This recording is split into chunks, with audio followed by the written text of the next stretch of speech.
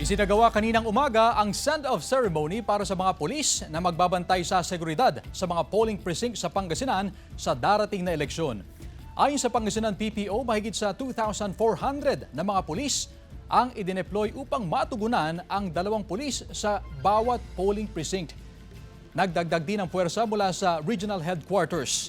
Sa ngayon, nasa mahigit 3,500 ang total ng mga pulis na nakadeploy sa buong Pangasinan.